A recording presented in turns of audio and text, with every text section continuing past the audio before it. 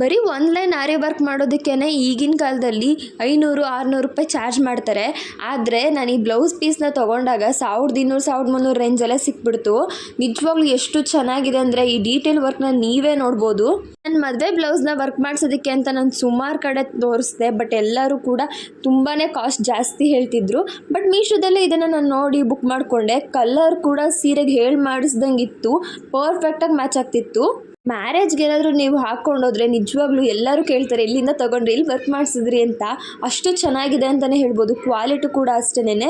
ನನ್ನ ಮದುವೆ ಆಗಿ 6 ಮಂತ್ಸ್ ಆಗ್ತಾ ಬರ್ತಿದೆ, ಬಟ್ ಇದರಲ್ಲಿ ಒಂದೇ ಒಂದು ಬೀಡ್ಸ್ ಕೂಡ ಇದುವರೆಗೂ ಹಾಳಾಗಿದ್ದೆ ನಾನು ನೋಡಿಲ್ಲ. ಇಷ್ಟು ಕಮ್ಮಿ ಬೆಲೆಗೆ ಕೆಳಗಡೆ ಕೂಡ ಟೆಸಲ್ಸ್ ಥರ ಈ ಮಣಿಗಳನ್ನೆಲ್ಲ ಹಾಕಿರೋದು ನೋಡಿದ್ರೆ ನಂಗೆ ನಿಜವಾಗ್ಲೂ ಶಾಕಿಂಗ್ ಆಯಿತು. ನಾವೇನಾದರೂ ಪರ್ಚೇಸ್ ಮಾಡಿದಾಗ ಅದು ಸ್ಯಾಟಿಸ್ಫೈ ಆಗಬೇಕು, ಬಟ್ ಇದು 100% ಅಲ್ಲ 200% ಸ್ಯಾಟಿಸ್ಫೈ ಆಗುತ್ತೆ ನಿಮಗೆ ನಿಜವಾಗ್ಲೂ. ಈ ಬೀಡ್ಸ್ ಅಂತೂ ನನಗೆ ಸಿಕ್ಕಾಪಟ್ಟೆ ಫೇವ್ರೇಟ್ ಆಗೋಯಿತು, ಯಾಕೆಂದರೆ ಅಷ್ಟು ಲುಕ್ ಕೊಡ್ತಿತ್ತು ಈ ಬ್ಲೌಸ್ಗೆ ಆ ಬೀಡ್ಸು. ನೀವೇ ನೋಡ್ಬೋದು, ನಾನಿದು ಮದುವೆ ಫೋಟೋ. ಸೊ ಈ ಬ್ಲೌಸ್ ಲಿಂಕ್ ಬೇಕಂದರೆ ಲಿಂಕನ್ನು ಕಮೆಂಟ್ ಮಾಡಿ.